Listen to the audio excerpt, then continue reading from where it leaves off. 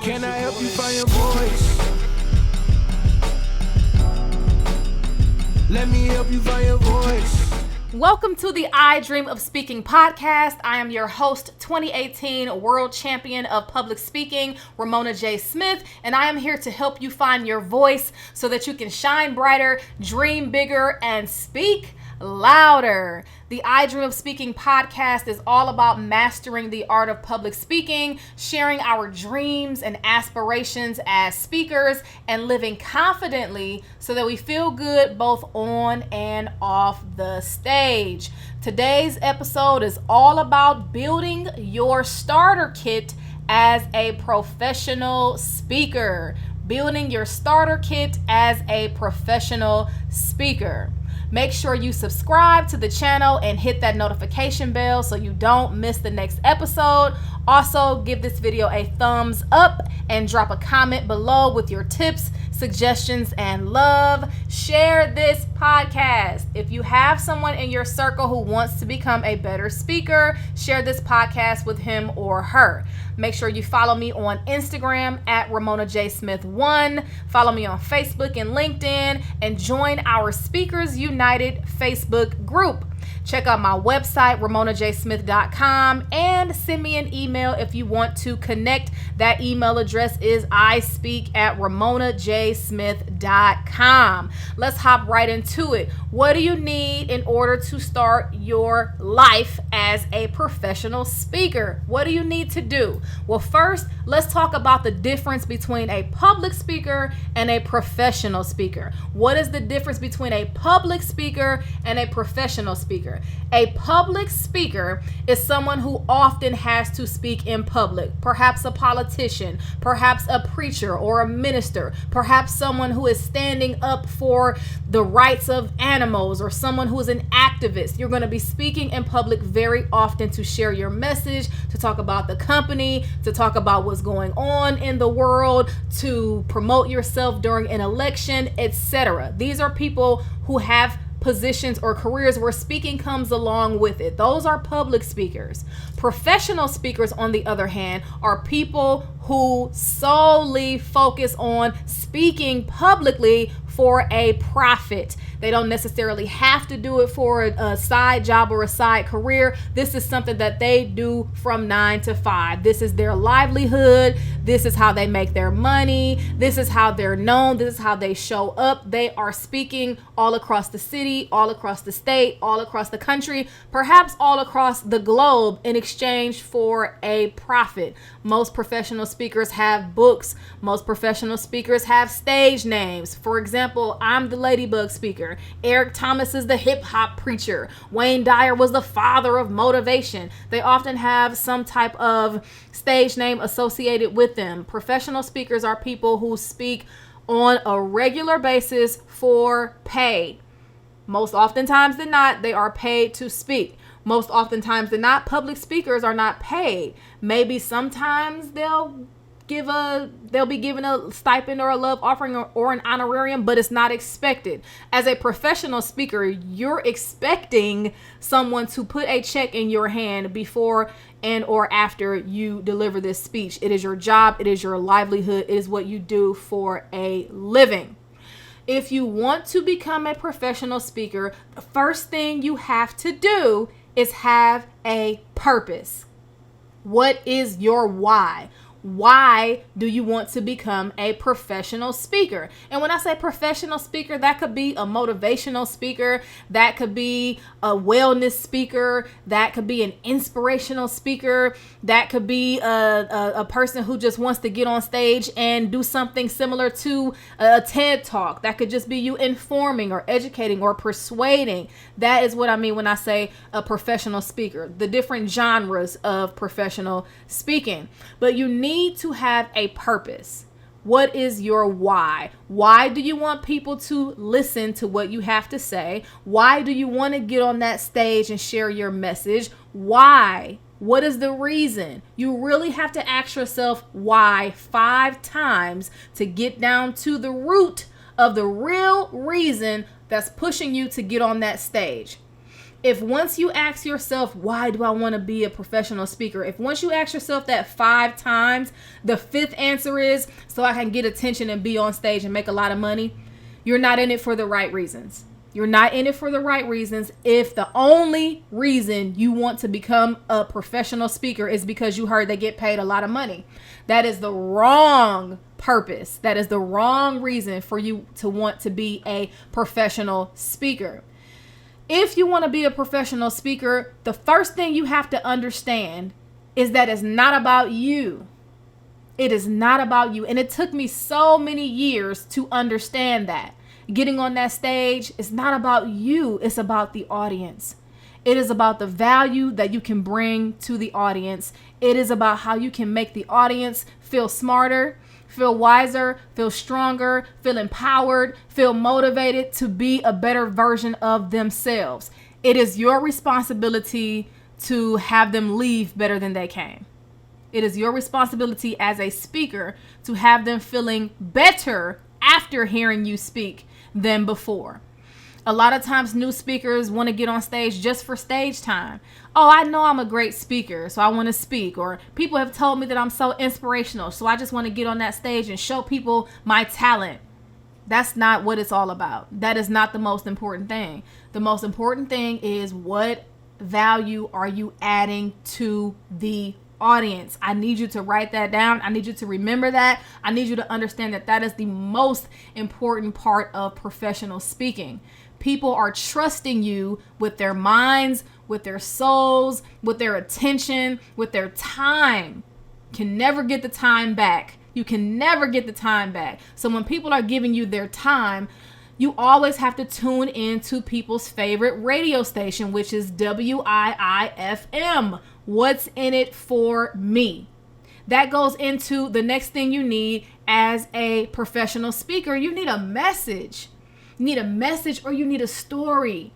What is that message or that story that you're telling the audience to help them get what you're saying, or to help them improve their lives? For me, I shared my story about resilience, about persistence, about not giving up, about staying in the ring even when life knocks you down. That was my message. So yes, I got on the stage and I told my story and I told what happened to me, but I was telling the audience a story so that they can understand that I went through hard times, I overcame them, and so can you. I was giving them a call to action, to stay in the ring, to remain still standing. I didn't just get up there for show and get up there and give an autobiography and then leave.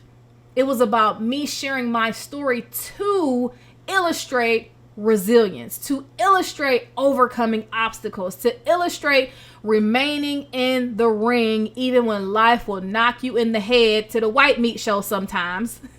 But you have to remain still standing. So as a speaker, what is your purpose? What is your why? It has to be more than because you're a great speaker and more than just because you want to make money. What is the real reason why you want to get on that stage? Is it to change lives?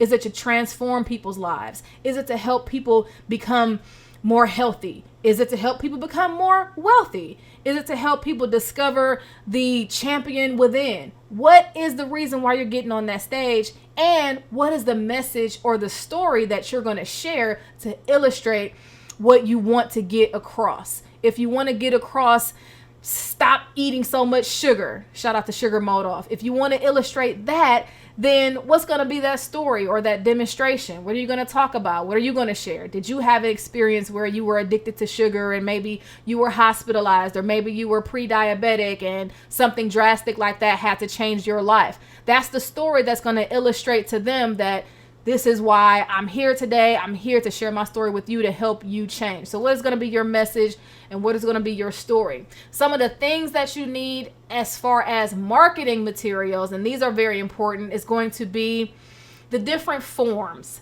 Some of those different forms include a speaker one sheet. A speaker one sheet. I talk to so many new speakers and they have no idea of what that is. That is basically your resume as a speaker. It's going to have a beautiful photo of you. It's going to have the highlights of some of your speaking engagements. It's going to have some of your keynote speeches on there, just the titles, maybe a couple of testimonials, your website, your contact information, etc. But it's going to be one page, because if an event planner sends out a call for speakers, trust and believe they're going to get hundreds of responses, and nobody wants to go through someone's entire speaker media kit with all these pages and videos. No, they're going to want to see one sheet to see what is going to differentiate you from these hundreds of speakers. So if you do not have a speaker one sheet, you can always work with me. I'll help you figure out how to piece it together. You can go to Fiverr, you can go to Google. There are so many different ways to get your speaker one sheet done. Just make sure you get it done if you don't have one already. Another thing that I recommend is a speaker preparation form. A speaker preparation form. What is that? A speaker preparation form is a form that you give to the event planner so that they can fill you in on all of the details of the event. What is the theme? How is the seating? Who is going to be in the audience? What is the audience? What are the demographics? And these are questions that you're asking the event planner. What is the dress code? Is there a meal? And you can put in whatever questions that you want, but you always want to ask, what is the theme? You always want to ask, what is the dress code? You always want to ask, what is the audience? What are some similarities in the audience, or what are the characteristics of the audience? Ask the questions that are going to give you a good idea of how to better prepare your presentation. Is the audience over 35? Is the audience a group of engineers? Ask them what their expectations are for you as a speaker so that you don't show up perhaps in sweats instead of a suit because you were speaking to some gym teachers. So you can get clarity and you can better prepare before you actually get to the event and get on that stage. So create a speaker preparation form. Also, you want to have a document with your key takeaways and objectives. Each speaker is going to have a signature speech or a signature keynote. And when you start to apply for different speaking engagements, or you start to talk to different event planners, they are going to want to know, what is this speech about? What is the summary? What are the key takeaways? What are the key objectives? What does that mean? That means that if you have a speech called Still Standing, the key takeaways are going to be, after the audience hears this speech, they will learn to become more resilient. They will develop a mindset of resilience. They will understand the importance of not being overcome with emotions after failure. They'll understand how to fail forward, etc., etc., etc. What are those key objectives and key takeaways of your speech? You are going to need to tell them what this speech is going to be about so that they can tell the audience, so that the audience members are going to want to come. Because it's all about butts in seats. Butts in seats. When people know what your speech is going to be about and it intrigues them, they're going to want to come to this event. So make sure you have a list of key takeaways and objectives for each of your speeches. You're going to want to have a bio. Your bio should be between 75 and 150 words. If someone is introducing you, they are not going to want to read a 5-pager about who you are and what you've done. Keep it short and sweet, 75 to 150 words. This bio is going to tell the audience members about your expertise. It's going to tell them about where you've traveled. It's going to tell them about the books you've written, about the degrees that you've earned, about the other audiences that you have spoken to. It's going to build up that credibility before you hit the stage. People want to build trust. They want to know a little bit about the person that they're going to be spending this 30 minutes, 45 minutes, an hour with in advance. Your bio helps people determine whether they want to spend that time with you or not. So keep it short and sweet and highlight yourself. Make it a brag list. Make it a brag sheet. Talk big about the things that you have done. If you've traveled to all the countries, put a couple of those cool countries in there. If your book was a bestseller, make sure you put best-selling author. If you've done some cool things, if you spoke at the White House, this is your time to shine, build credibility, and build trust. But keep it concise, make it brief, and make it shine. 75 to 150 word bio. Get you some headshots.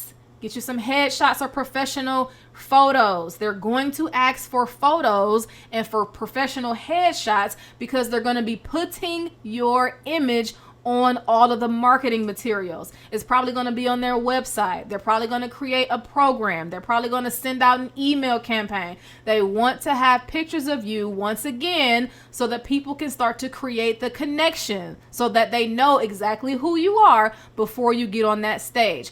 I'm not saying spend thousands and thousands of dollars on headshots. That's not what I'm saying. But I'm also saying don't use selfies that you took in the restroom, or don't take selfies that you've taken in your car with your seatbelt still across your chest. Take a little bit of time and maybe barter with a college student or find TAC 22 and see if they have any specials, okay? Get you some professional headshots that are going to make you look like a professional. So you definitely going to need, I would say, 3 to 5 good headshots, and take some full body pictures too if you like. Get you some professional photos so that when you are sending these images via email or via text, they're going to be in the right resolution. And I don't know the terminology, but I do know that the resolution is important, the sizing is important, the format is important. And most of the time, only professionals can send you those images that are going to be clear across those different platforms. It's going to be clear on email. It's going to be clear on social media. It's going to be clear when you print it out. Get you some professional headshots and photos. Also, you want to have some worksheets and handouts, especially if you're asked to do a workshop. Have some worksheets and handouts, and make sure they have your logo on them. Make sure they have your contact information on them. For instance, if I was giving a workshop on resilience, I would perhaps have the letter R, the letter E, like do an acronym on a worksheet and let people fill them in with their experiences. Or perhaps I would have a word for each letter and just have people fill it in. Having workshops gives people something to have as a takeaway, and if it has your information on it, that's going to be another way that they keep you top of mind and that they have something to remember you by. So print out some worksheets, print out some handouts, and make it interesting and engaging for the audience to have something to write on, have something to take their notes on, and have something with your logo on it. Another thing that you must have as a professional speaker is a signature keynote speech. Many people who want to become professional speakers feel like they need to recreate the wheel every time they get on stage, and that is not the truth. You do not have to create a new speech every time you get on stage. That is very time consuming. If you don't want to memorize the speech, that is going to be very difficult for you to learn a new speech every single time you are speaking. Write a signature keynote. For me, that signature keynote is still standing.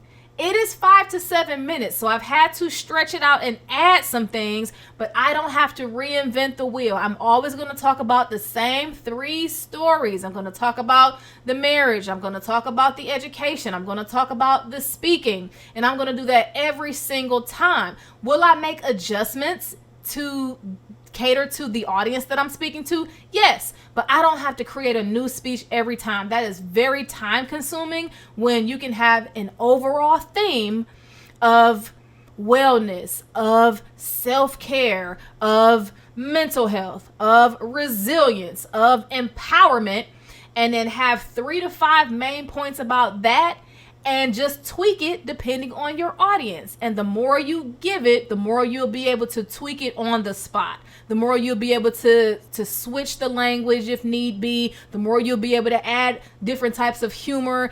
it will be simple because you will have given this speech several times. So craft a signature keynote, that same keynote that you can use on multiple stages, whether it's at a school with children, whether it's on a college campus, whether it is at a career conference. You can use that same speech, just make minor adjustments to have it relevant to the audience that you are speaking to. The next thing is have a feedback form or a survey. Have a feedback form or a survey. If you don't want to print out a tangible form, you can create a link to Google Forms, or you can do a Survey Monkey. The reason why you want to have a feedback form or a survey is so you can start to understand how you can become better after each presentation. I have given thousands of presentations in hundreds of countries, and I still want to know, how can I improve? How can I get better? The audience is going to see things that you can't see. Make sure, if you want to continue to grow and get better and improve and rise above the competition, make sure you are getting that feedback from each and every one of these audiences. Now take it with a grain of salt, because some people are detailed, some people are picky, and maybe perhaps someone was having a bad day. But the majority of the feedback is going to be constructive, and it's going to help you become a better speaker. The next thing is marketing table materials. Marketing table materials.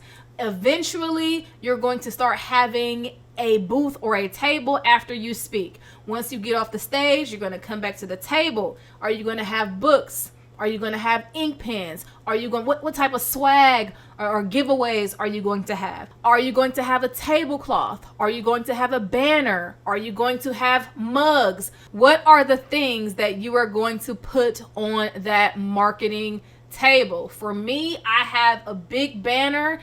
I have the QR code so people can sign up for my programs. The QR code takes them directly to my website. I'll have maybe some decor, some decorations. I don't really have a whole lot of swag. I don't even have business cards anymore. I have the Blink QR code and all my information pops up. But what are you going to have on that marketing table so that people can take things, they can remember you? Oh yes, I'll always have an email list sign up sheet so people can sign up to be on my email list. That is another thing that you are going to want to start building as a speaker. I use MailChimp. Because it's easy for me to put a new subscriber in. It's easy for me to put their information in, and then I can send out a blast email when I'm having something. So on that marketing table, have your books, have your ink pens, have your swag, have your hand sanitizer with your brand on it. Whatever you want to have on that table, have your branded tablecloth, and have those QR codes or those easy access materials where people can scan to go to your website. They can scan and sign up for your programs, and they can sign up to be on your email list. And finally, let's talk about the speaker's agreement.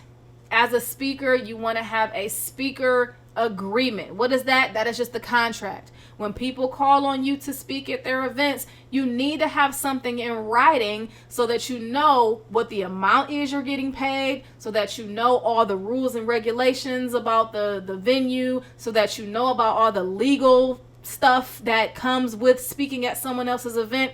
You need to have a speaker's agreement.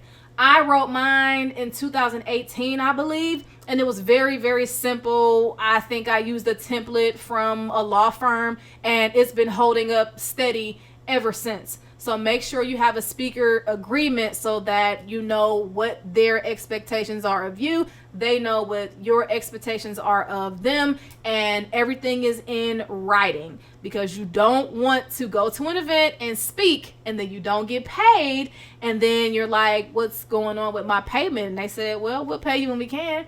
And you say, what? I just spoke there. You have no paper trail. You have no receipts. You have no contract. So make sure everything you need, everything you want, everything dealing with the hold harmless agreement. What happens if you fall off the stage while you're speaking? Who's responsible for that? What happens if you get sick right 3 days before you have to speak and you have to cancel? What's the cancellation policy?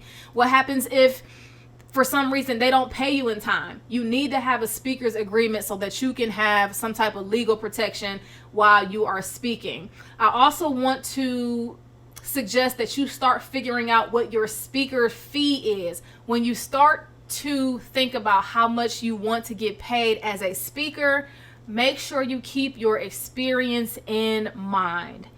There are not a lot of speakers who are making $20,000 per engagement. You have to put a lot of time, energy, effort, and investment into your speaking business for you to reach that 20,000 and up range. If you are a speaker and you haven't given any speeches just yet, and you're not viral, you're not a celebrity, start at $500.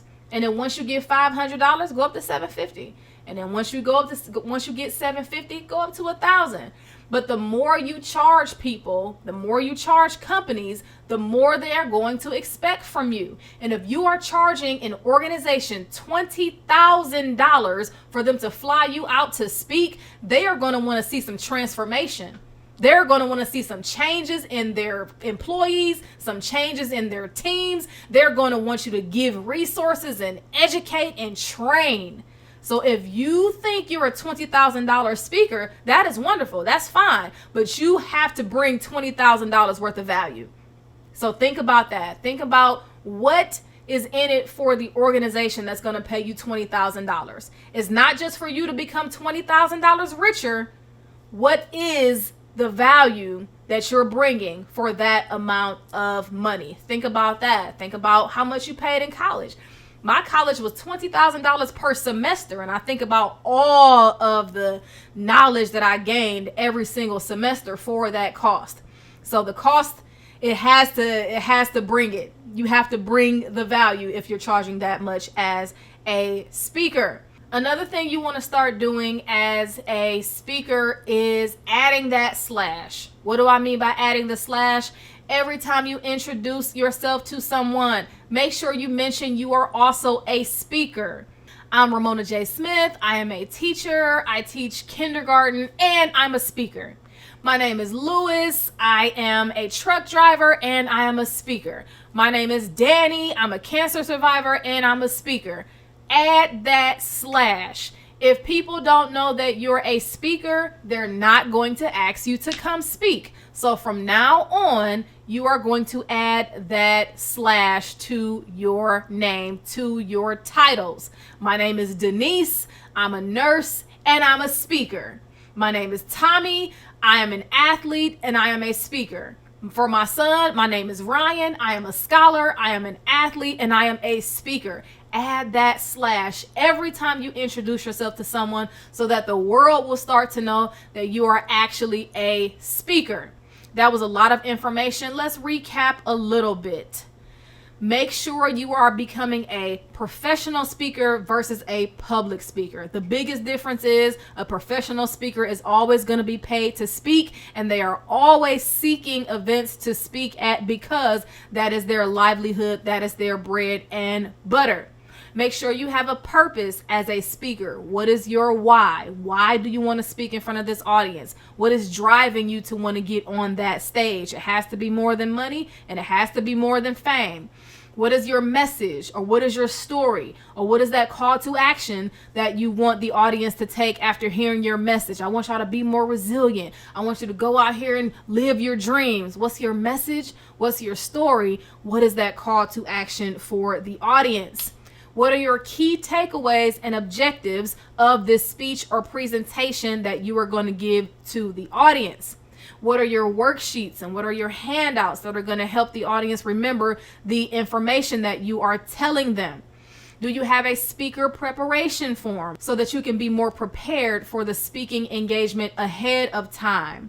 What are your signature keynote speeches?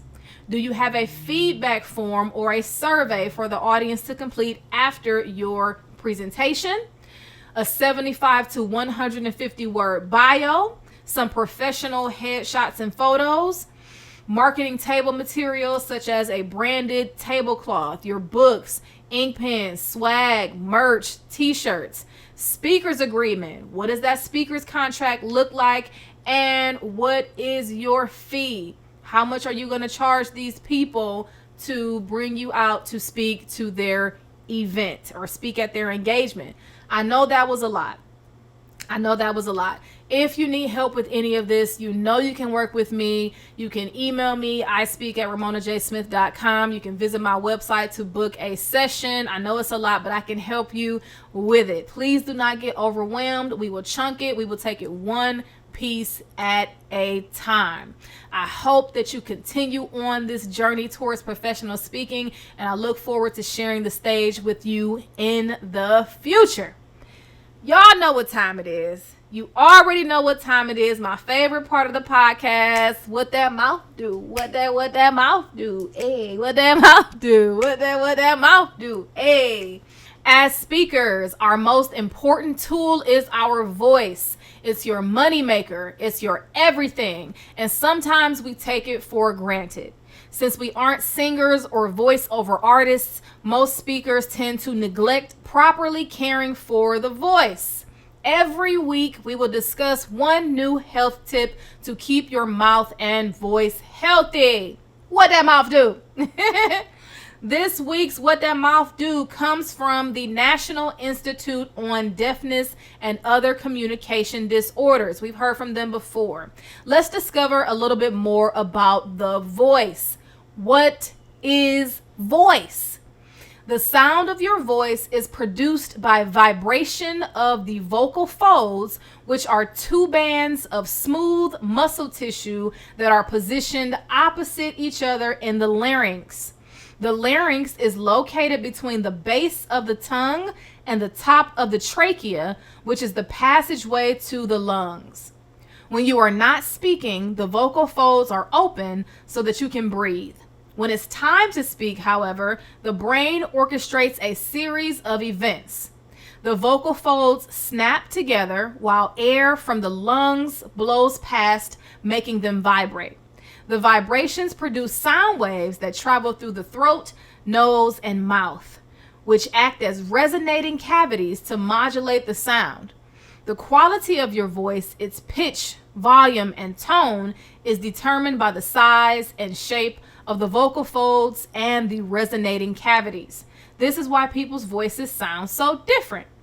Many people use their voices for their work. Singers, teachers, doctors, lawyers, nurses, salespeople, and professional speakers are among those who make great demands on their voices. This puts them at risk for developing voice problems. An estimated 17.9 million adults in the U.S. report problems with their voice. Some of these disorders can be avoided by taking care of your voice. It goes on to tell us how we know when our voice is healthy. If you answer yes to any of the following questions, you may have a voice problem. Has your voice become hoarse or raspy? Have you lost your ability to hit some high notes when singing? Does your voice suddenly sound deeper? Does your throat often feel raw, achy, or strained? Has it become an effort to talk? Do you find yourself repeatedly clearing your throat? If you think you have a voice problem, consult a doctor to determine the underlying cause. A doctor who specializes in diseases or disorders of the ears, nose, and throat, and one who can best diagnose a voice disorder is an otolaryngologist, sometimes called an ENT. Your otolaryngologist may refer you to a speech-language pathologist. A speech-language pathologist can help you improve the way you use your voice. That was this week's What That Mouth Do tip. Be sure to like this video, comment, and subscribe, and also send me your What That Mouth Do tips for oral health and voice care. Thank y'all so much for listening and watching this episode of the I Dream of Speaking podcast. Make sure you follow me on Instagram at Ramona J Smith 1. Visit my website, ramonajsmith.com. Stay connected. Join our Speakers United Facebook group. And make sure you subscribe right now if you haven't already. Just click the subscribe button. It's easy and it's free. click that subscribe button right now. I'll be hosting the Fearless Selling webinar on July 2nd, and we'll be overcoming the fear of selling, because overcoming the fear of selling can be challenging, but it's possible with some practice and some mindset shifts. In this webinar, we will learn to embrace the fear that comes with selling our products and services, and understand how to sell without sounding shady, and also learn to experience the sales process positively. Register now at RamonaJSmith.com. The registration fee is $97, and there are still plenty of seats available. I would love to come speak to your organizations, your groups, your clubs, your employees, your team members. All you have to do is send me an email, ispeak@RamonaJSmith.com, for booking information. It has been my pleasure sharing this time with you. And until next time, let me help you find your voice as we shine brighter, dream bigger, and speak louder. Thank y'all so much for watching this episode of the I Dream of Speaking podcast, and I will see you in the next one. Hey, blessed with a gift, here to uplift. This fit like a tailor, I'm moving too swift. I've been through the battles, I studied the wars, I fought through